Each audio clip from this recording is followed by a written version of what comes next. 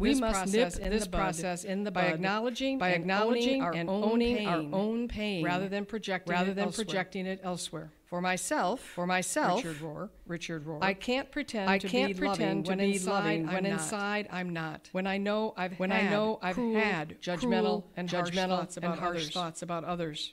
At the moments the thoughts arise, I have to catch myself and hand over the annoyance or anger to God. Contemplative practice helps me develop this capacity to watch myself, to let go of the thought, to connect with my inner, my loving inner witness. If we can simply observe the negative pattern in ourselves, we have already begun to separate from it. The watcher is now over here, observing ourselves, thinking that thought over there. Unless we can become the watcher, we'll almost always identify with our feelings and our judgments. They feel like real and objective truth.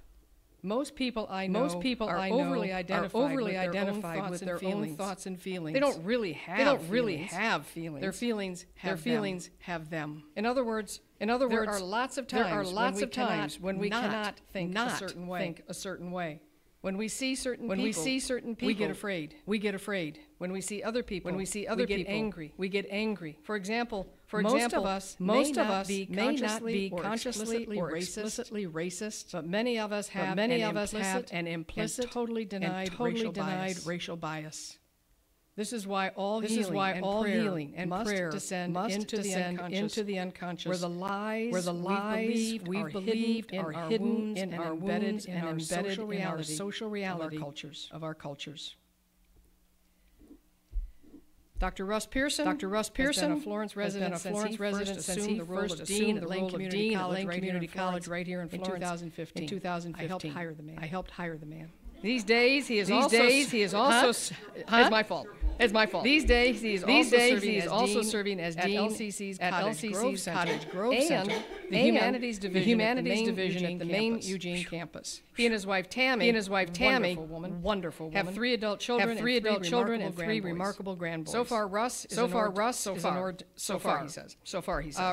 ordained minister in the Christian tradition, and he holds a doctor of leadership in global studies from George Fox and an MBA from Western Governors University. Today marks and let me start over. He has an almost annual pilgrimage to our fellowship to share insights from his Christian tradition. Today he offers us an insider's perspective from a faith tradition that seems to be in crisis in America. With lessons he's learned along the way. Russ, get on up here.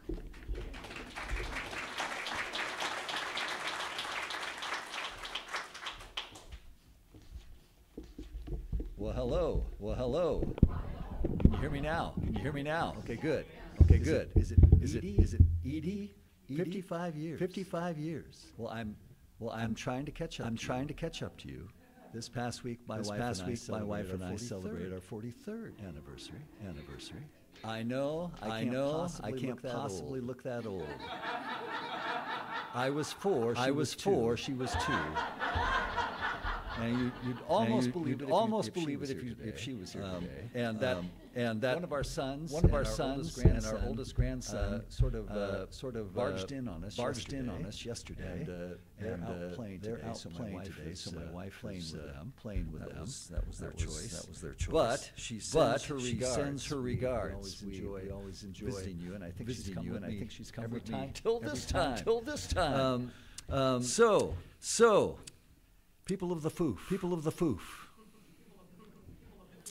If you've never met me before, I am your evangelical decoder ring.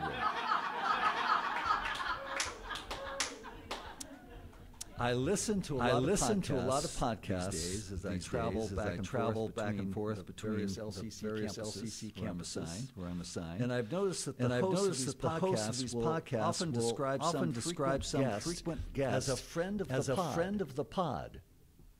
And I like to think of myself as a friend of the Foof. So I'm very happy to be back. How many of you have not ever heard me speak here before? It seems like there's always a good. Where have you been all my life? Where have you been all my life? Well, I'm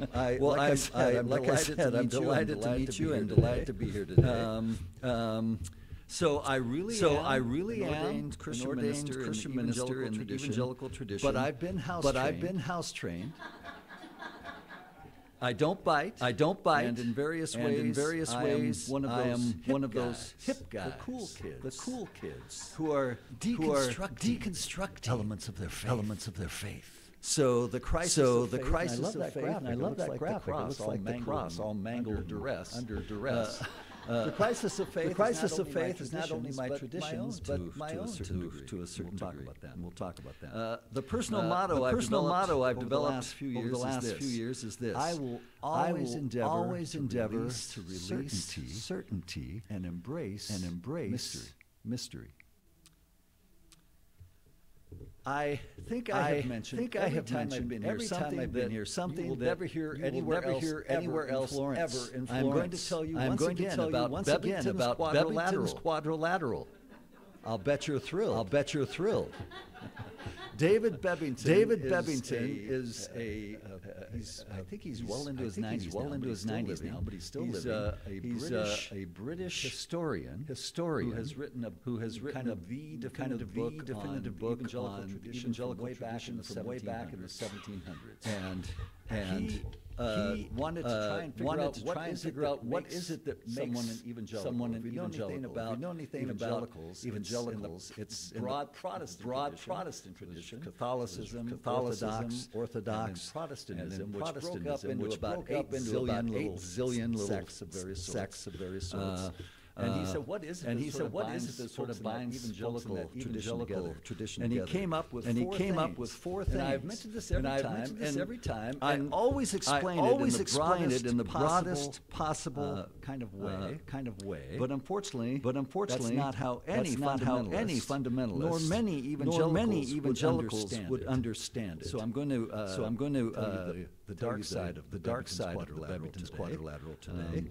And I want to remind you that you as foofers are collectively my therapist. So I'm going to invite you to assist me. So the first element of the Bevington's quadrilateral is biblicism. And I've always described that evangelicals and the Christian tradition take the Bible seriously. We count it as a faithful guide, ways to live our life. But the dark side of biblicism is that it's meant to be taken literally. The second element of Bevington's quadrilateral is crucicentrism. Say it with me. Crucicentrism. Oh, that was good. Very good, class. I'm a dean after all. So that means, and I've always the life and death of Jesus are examples for us as Christians. And the death of Jesus illustrates. By the way, I had a couple eye surgeries recently, so I'm struggling to see. It illustrates the inestimable value of a life of service to others. But the rest of the story, and the cross is the hinge point of all of human history that presents a decision to reach that every human can be saved by grace, or die in their sin. The third happy element of Bevington's quadrilateral is conversionism. And by that, I've always described it as we ought to share the good news of Jesus' example as a way of how to live with others. But it also means this. And we embrace penal substitutionary atonement theory. That's a lot of words. P-E-N-A-L, by the way, in case you're wondering. And it refers to like penalties. So there's penalties involved. Jesus' death on the cross. That's kind of the idea of the penal substitutionary. And that means that we have to pray the sinner's prayer. Invite Jesus into our hearts, and accept Him as our personal Lord and Savior. To be saved from hell. 2 points for you. Piped right up, I understand. The fourth element of Beverton's quadrilateral is activism. And I have always described that as our faith should be expressing good works and acts of service that bless others. But the dark side of activism for many in the evangelical tradition is this. And confront them. And confront them. We don't like their lifestyle, their politics, or their left-wing, socialist ideologies. Preach it. Today, among other things, I want to give you some ways to hack into the evangelical mindset. Are you ready? Okay. Let's talk about hell. Let me describe at least a couple of ways I see evangelicals mitigating the belief that a good Christian God plans to torture billions and billions of people in a lake of fire with no possibility of parole for all of eternity. Not every evangelical believes that, and many Christians don't, by the way. So first of all, almost no one I know really believes this. Almost no one I know in their heart of hearts believes this. It's like I don't know what it's like. I don't know. Let me say more. If we did, wouldn't we all be like Neo in the Matrix? You know, we'd all be trying to get others. Can't you see what's happening here? We'd be going stark raving mad if we really thought that our unsaved loved ones, our family members, and our circle of dear friends, were destined to an eternal life of conscious agony. But how do we get others to see this? I'm about to tell you the hack. Are you excited? Okay, good. This is insider stuff. Be careful what you do with this information. Let me talk about abortion and the age of accountability. I've been thinking about this as a little bit of political sensibility and a little bit of a theological sensibility. What are evangelicals thinking? What are evangelicals thinking presented with these two things side by side? So let me describe what I mean. The age of accountability is a theology that many evangelical traditions believe. It's often not even written down. But if you are worried about youngsters, children. If you're worried about people who maybe have never heard the gospel. If you're concerned about people with certain disabilities or distress that makes them unable to rationally comprehend the gospel message. What do we do about that? One of the ways the Christian teaching gets around that in certain traditions, and a lot of them, it's sort of in the air. Evangelicalism is this idea of an age of accountability. It's often taught. That a child, if a child dies, before they can pray the sinner's prayer, that it's okay. They're going to go to heaven because they can't comprehend the message of Jesus. They don't understand the gospel message. They can't know what they're responding to. And it's applied to some of those other groups that I previously mentioned as well. So think about that. Shouldn't evangelicals, are you ready for some wackiness? Shouldn't evangelicals be proponents of aborting every child? Yes? Yeah. They haven't either.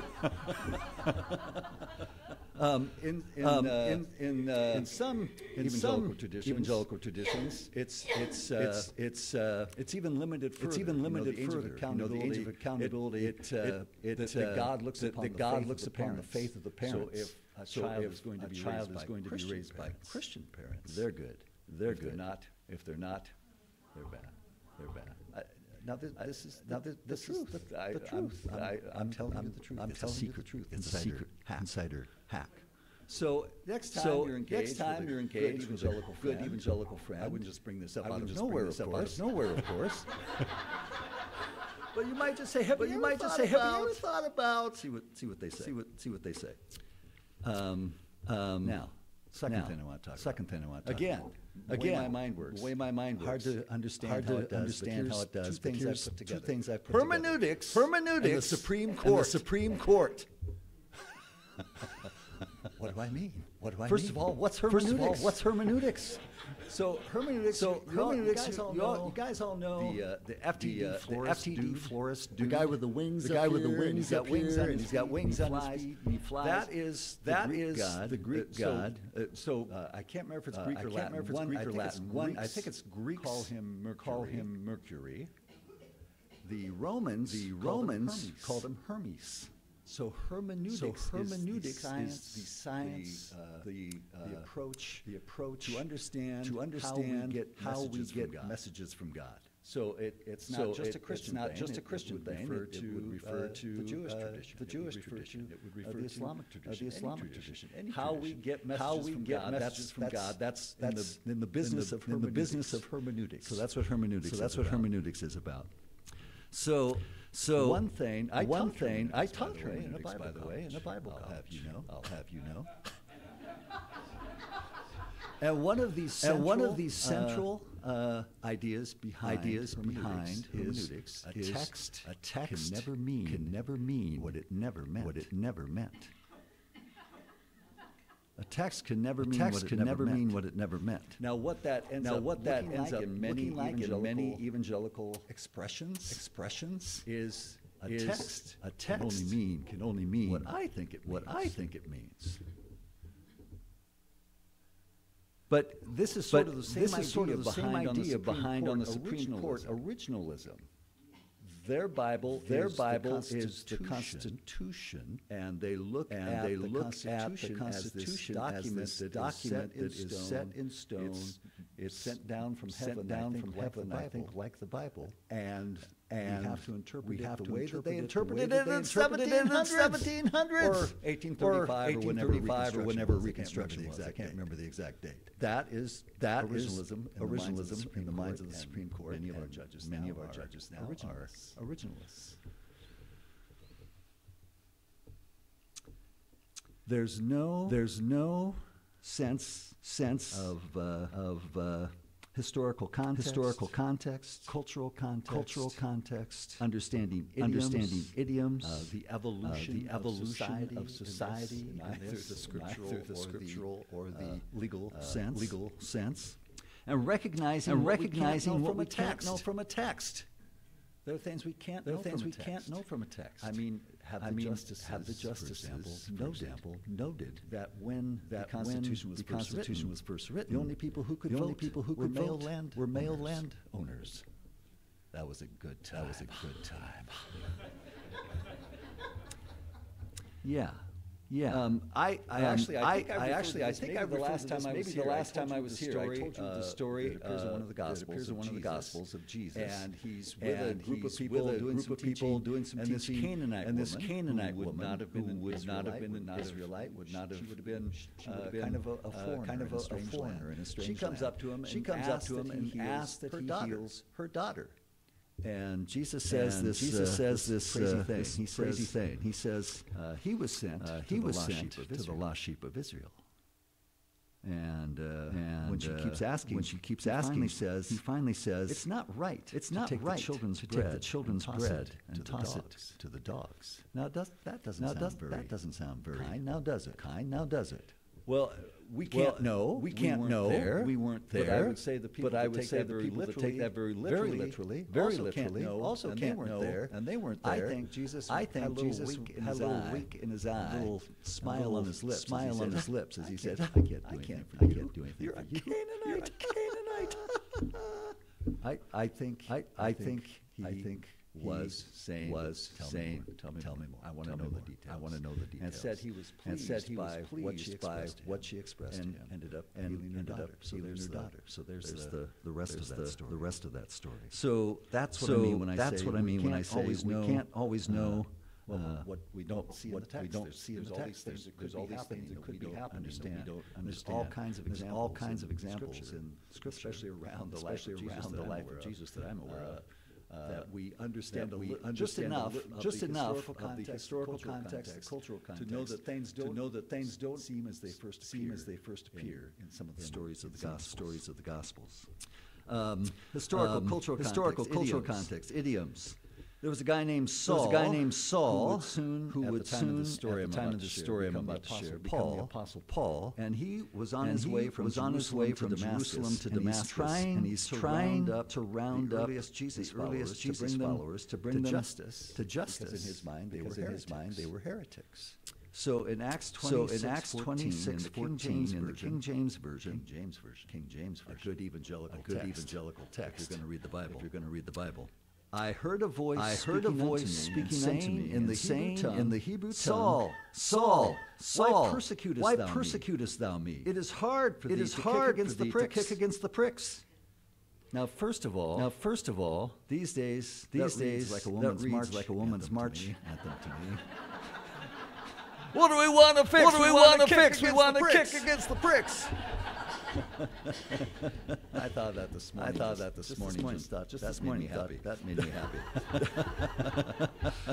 So we are 21st century English readers trying to make sense out of a medieval translation, King James Version, of an ancient Greek text that is quoting a sentence apparently uttered in first century Hebrew. What's the worst that could happen? You see what I mean? Lots of problems with original intent and originalism as well. As long as we're talking about the Supreme Court, let me talk just for a moment in my evangelical mind about the Dobbs decision. I immediately thought of The Handmaid's Tale by Margaret Atwood. I really did. You too? Go figure. I wonder. Many of my evangelical brethren and sistren made up that word. What they would say if somehow all of the faithful, unfaithful Muslims living in America decided to relocate to some sparsely populated state. Let's pick Wyoming. And suddenly they were able to vote in a legislature. And somehow through some weird thing, they elected as their supreme state governor a very hardline original.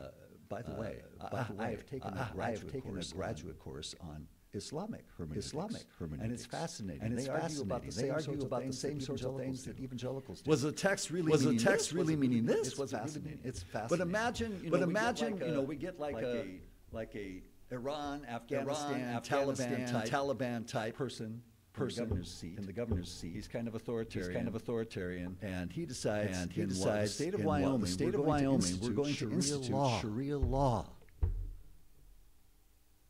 What would all the evangelicals in the other 49 states think about that? That's essentially what is happening in America. Only the evangelicals are instituting their notion of Sharia law. Belinda Carlisle once sang a song. Ooh, heaven is a place on earth. Come on, sing it with me. Ooh, heaven is a place on earth. Well, you know what? Hell is too. Certain Christian theologies. There is a flavor of right wing evangelical theology that probably have heard the term Christian nationalism. And it's based on theology called Christian dominionism, and it was propagated by a few folks in the last century, and it essentially. Well, let me give you just a little context first. I've got about 2 minutes. 2 minutes. I won't give you any context at all. Take more than two. Okay.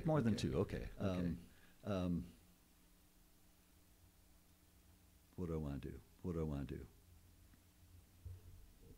Christian dominionism. Christian dominionism. White nationalism. Now I've lost my train. Of thought.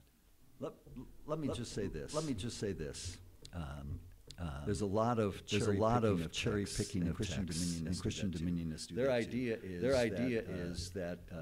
I know what I was going to tell you. So Christians have long cared about how things end, like not just for ourselves. Obviously, they care about that. But in the big sense, how do things end? How does the world end? How does the world end? How does the universe end? And I think I've mentioned before there was a book in the 1970s. Within that decade, it was the best-selling book of the decade. It was called The Late Great Planet Earth. Some of you who were around back then may have even read it.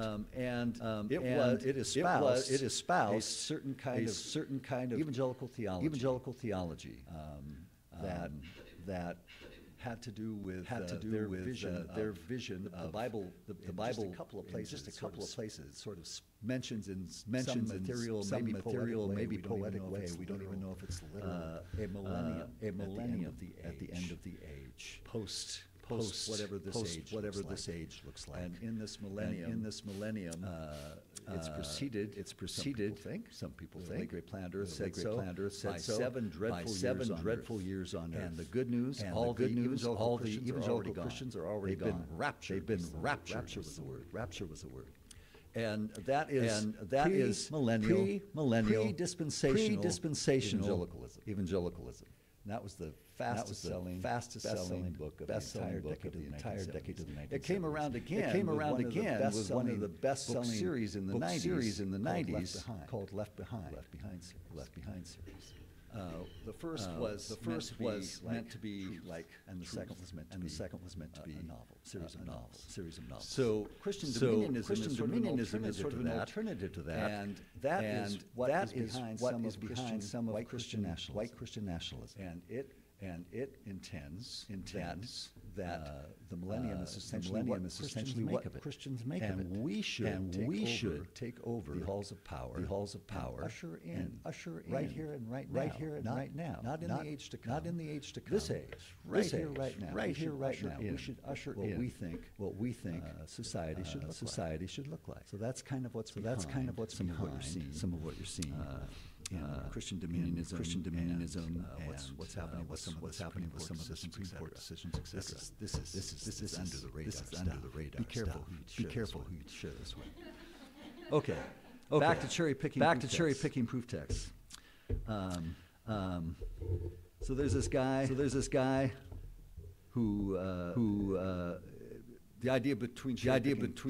That's the last thing I want to share. Almost with the notion that there we go.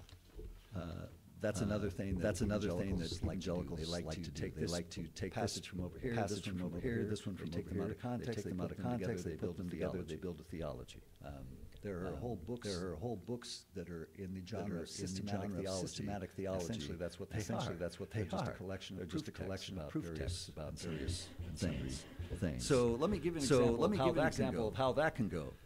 There's this guy. He's new to the faith. He gets a Bible. He's like, I'm just going to open it. Put my finger down. And whatever it says. I'm going to read it. I'm going to do it. I don't know anything about the Bible. Whatever it says. I'm going to do. So he opens it up. He's only got the New Testament because he's a good evangelical Christian. And it lands on Matthew 27:5, and Judas went out and hung himself. He thinks, that can't be right. I must have misplaced my finger. Let me try that again. So he does it again. He closes the Bible. Opens it up. Puts his finger down at Luke 10:37, which says, "Go thou and do likewise." Again, he says, "No, whoa. Something's wrong with my plan here. I should try this one last time." So he closes the Bible, opens it up, puts his finger down, without looking, a third time. And he lands on John 13:27, which sadly says, whatever thou doest, do it quickly. Do it quickly. Be careful of people cherry picking texts that they believe in. So some quick final thoughts. This has been a wild and woolly message. Like I said, you're my therapist. So I'm therapy today to you today. The most significant, yet underrated political fight of our generation, in my mind, is the separation of church and state. As an evangelical, post-evangelical, deconstructed evangelical Christian, I can say that to you. But that ought to be true of whatever tribe, whatever faith tribe we find ourselves in. That we need to continue to contend for the separation of church and state.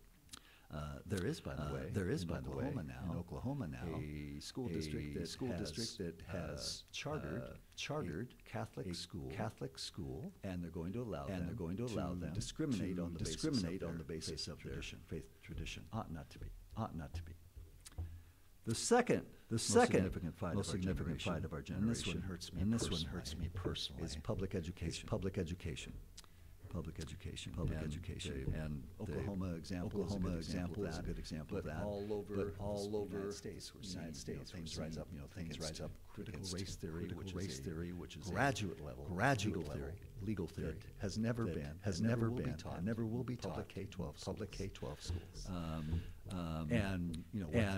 What critical race theory now anything that makes our tummies hurt that we don't like to hear as white people.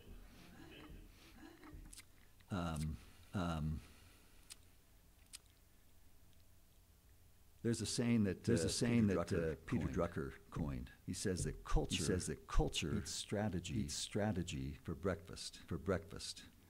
Culture eats strategy for breakfast. And the unfortunate thing is these last several years have taught us that culture also eats religion for breakfast if we're not careful. One last thing.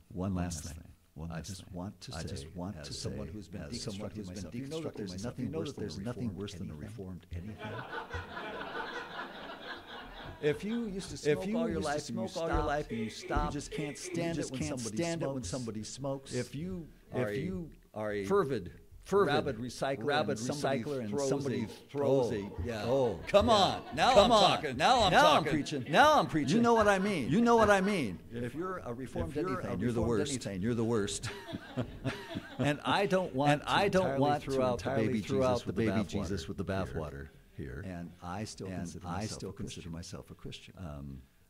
And I have grown up in that tradition and been some of the things that I'm preaching against today. Thought some of the ways I've preached against today. And it is a process to change your mind. I've given you a couple of hacks today. You can use in your conversation. But you shouldn't just call up and say, "Hey, I want to ask you a question. Thinking about abortion and the age of accountability. What do you think? Don't do that. We can only change people's minds and relationship. And like many faith traditions, whatever they may be, the people that are in that tradition, they're part of a culture. And it's really tough to leave your culture. I know that firsthand. So be aware. I read some research recently that as the political divisiveness continues to accelerate in our country, empathy is becoming increasingly hard to find. And what researchers are suggesting that people still will be empathetic to someone in their tribe, but not when they're not. And it turns from empathy to antipathy. Don't let that be true for you. The people that I know that they're still in that tradition that I'm slowly but surely graduating from. They're good people, maybe doing bad things.